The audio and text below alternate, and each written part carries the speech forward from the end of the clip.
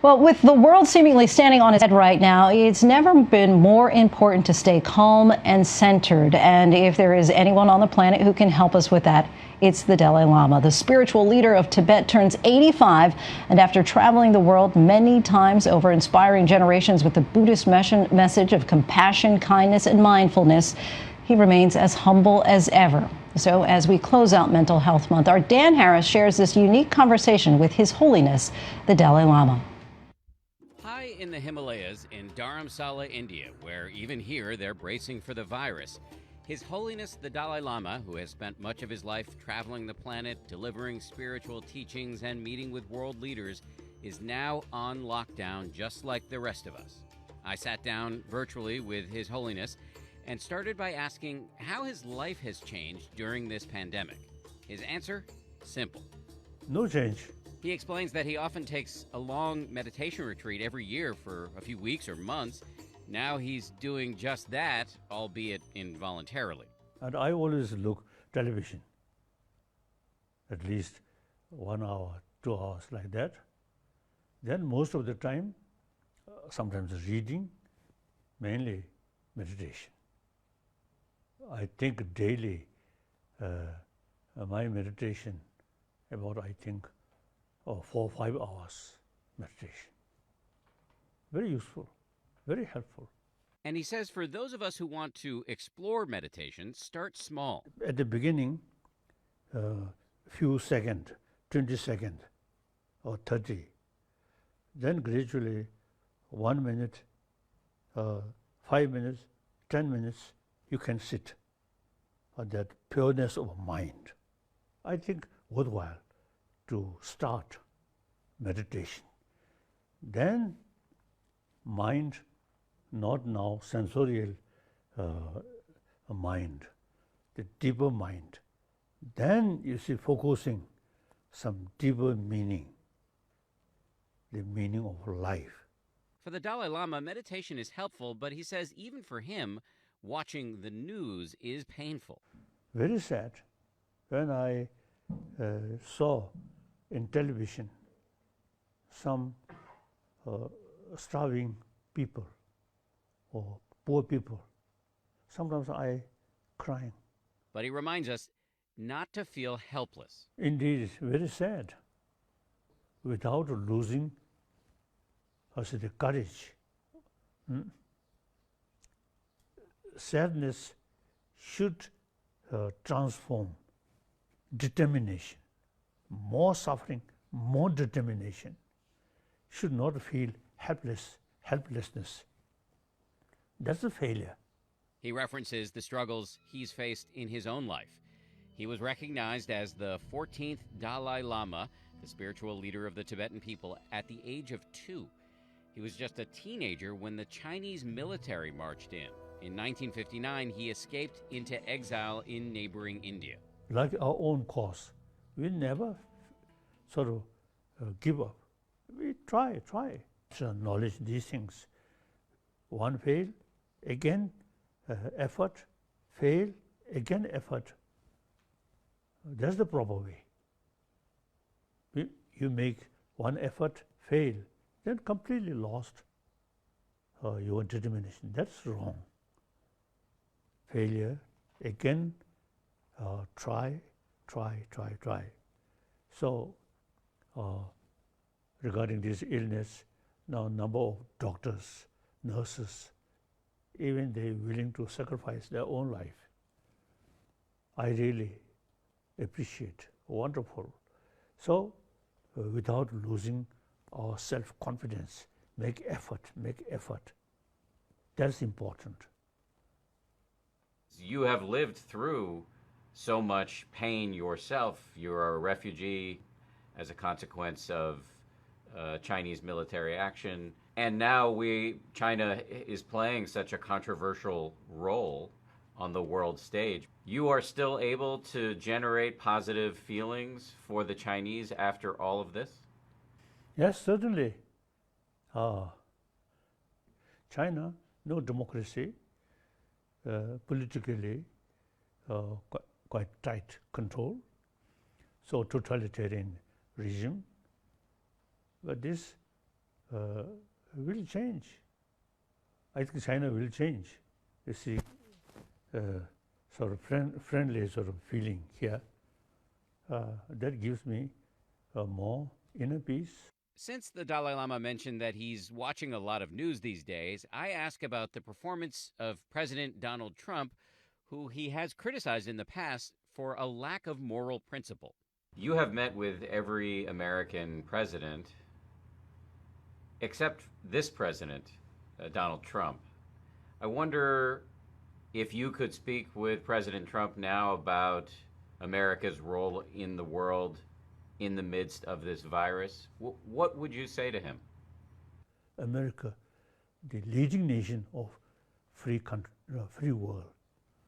So he's sort of thinking only America, a little bit too small. That's my feeling. Then a lot of American media, you see, sometimes a lot of problem, lot of criticisms. That's your business. Given that so many of us are feeling so much fear these days, I ask His Holiness about the best way to reduce anxiety. He is unequivocal. Compassion. Selfish, think just yourself is narrow, foolish, short-sighted. As much as you love yourself, take your care, and the basis your own life depend. You should take care more them. So altruism is the ultimate source of happiness.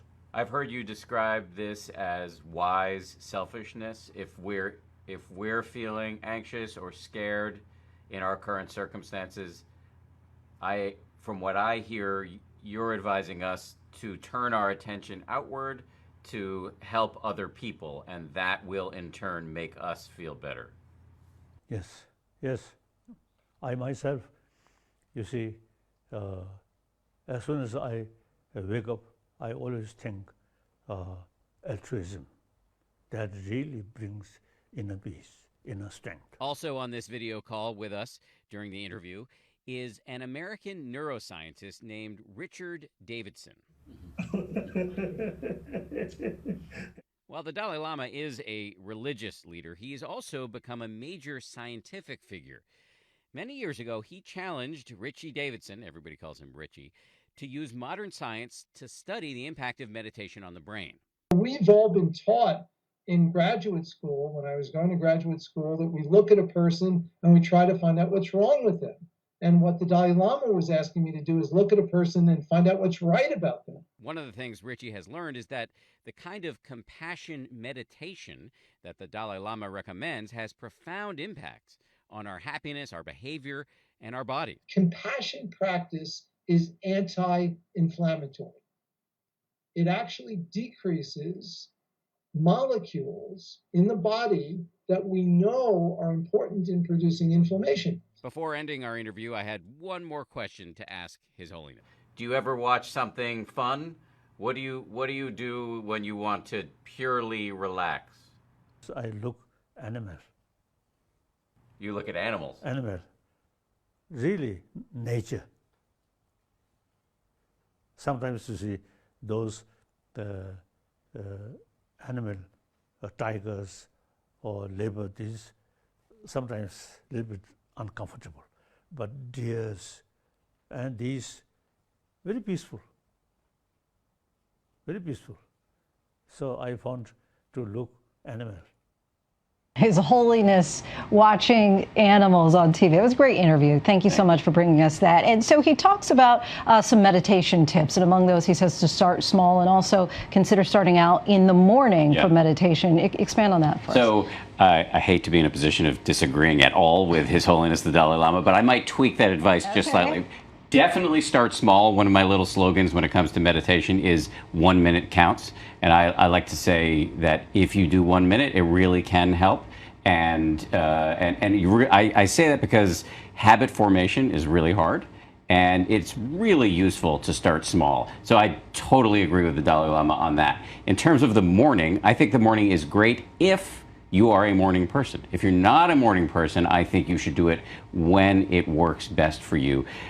Really, the best type of meditation, as Richie Davidson is known to say, the best type of meditation is the meditation you actually do. So when I'm giving people advice about how to boot up a habit, I'm just thinking about how can you fit it into your life in a way that will make it an abiding habit. Okay, so note to self, I may not be doing that morning routine. Fine. That's the reason why you anchor a 7 o'clock show. Exactly. So that neuroscientist, he also was talking about the benefits of on the brain of compassion meditation.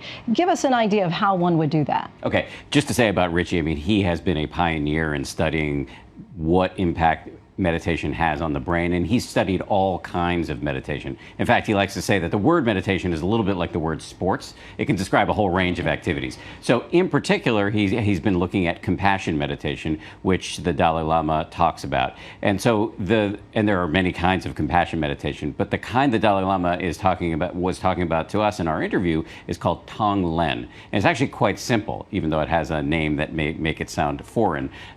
You sit comfortably in a comfortable position, close your eyes, or if you don't want to close your eyes, just gaze neutrally at a spot on the ground. And then you just breathe naturally, and you don't have to breathe in any special way. And as you feel your breath coming in, you breathe in the suffering of somebody. You pick somebody who may be suffering at this moment, and breathe in their suffering, and then breathe out your compassion, your wish that they be free from suffering. And you can move from person to person as you're doing this practice. Now, let me say, this may sound a little clunky, maybe even a little cheesy to some people, and it struck me that way when I first heard about these compassion practices. But there's an enormous amount of evidence that compassion is like a muscle that you can train, and that we're not stuck with our compassion settings like they're factory settings and are somehow unalterable. And that's a really radical notion, that compassion is a skill. Always interesting and good to talk to you, Great Dan Harris. And you can hear much more of Dan's conversation with the Dalai Lama on the latest episode of his podcast, 10% Happier.